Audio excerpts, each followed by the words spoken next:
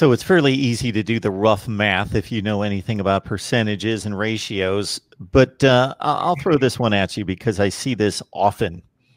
So the 247 composite is a composite of 247 Rivals, ESPN, correct? Anybody else involved in that you are aware of? ESPN, Rivals. Their own. ESPN, Rivals, and 247. Yeah. I mean, maybe somebody else. Maybe they do some Tom Lemming or something like that. Maybe it's like 4 at the most. It's 3 to 5 at the most. Well, I mean, yeah, because Rivals bought out Scout, so that was like a 4th independent one years ago. But yeah. So I always wonder about this. There seems to, so on a kid like Fred Eford, you're looking at a kid who is the 96th rated wide receiver in the country, according to the Composite. 247 Sports has him at 168. 96, 168. Therefore, the others must have him rated quite a bit higher than 96. Yeah.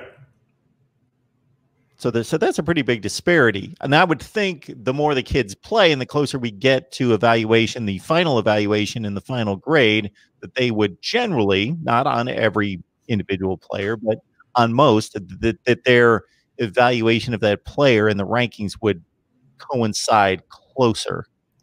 Yeah, I mean, they do, but it's an inexact art. I won't even call it a science. It's an inexact process for player ratings. And you see that every year because, NFL draft time. Oh, this kid was, a 2-star and blah, blah. Justin Jefferson from LSU, blah, blah. I was like, yeah. And I mean, guys get better and they develop. And I mean, you can change your if we're talking about the old, caste system, you can go between levels. You can start down here and then, work your way up with your physical development and athletic performance. Sure.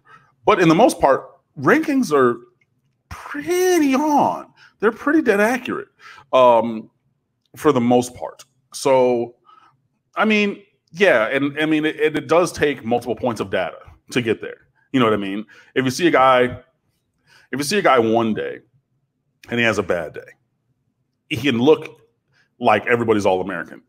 I'm thinking of a specific player I saw at an event one time. I mean, just gets off the bus, 6'6", 245 at 17 years old with 8% body fat, just oozing athleticism from every pore of his body, and goes out there and just doesn't do as well as you think he could. Then you might say, okay, cool, I'm going to rank that guy down. But now if you've seen him at a couple other camps and a couple other games and watch film from another game you weren't at and things like that, that's going to change your perception. So, I think that with everything, when you go forward, especially with recruiting, yes, there's going to be some big changes. You're going to see some guys shoot up and shoot down the rankings and things like that based upon, the situation and circumstance of their performance and their physical development and things like that. But as you get closer to signing day, the rankings are pretty accurate.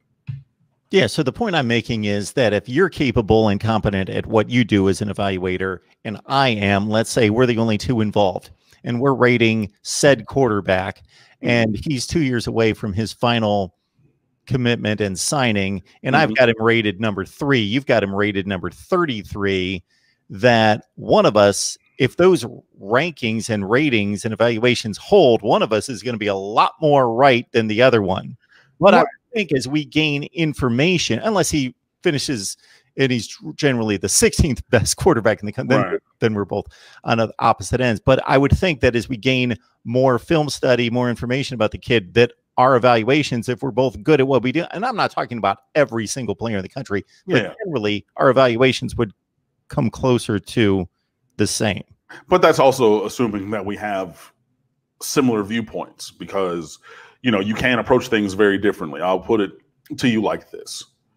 When I was a choir teacher, we would audition to perform at Disney for their candlelight processional Christmas time performance thing. My paradigm of vocal production, singing, choral singing, and Disney's did not mix. So my viewpoint and their view, so our audition scores were always low because they're like, no, we want you to have this paradigm And I said, well, no, I operate on a different paradigm, and we are elite at that. But if you're looking for elite performance in your paradigm, that you're never going to get that from me, because I view it differently. And so that I think can come in when you're looking at recruiting as well, because similarly, if my paradigm for evaluation and potential for the future is mine and yours is analogous to Disney's from the scenario I just said, you might not have a lockstep, kind of peer level viewpoint, because the prism through which you're evaluating and the prism through which I'm evaluating are different. So you're going to have those times when there are just collegial disagreements on players and just the kind of process. But in general, I do agree with you that, most people are, you're not going to be polar opposites on your approaches or things like that in terms of evaluation. But as you get towards a terminal point of the evaluation process, things do start to line up a little bit more. Yeah.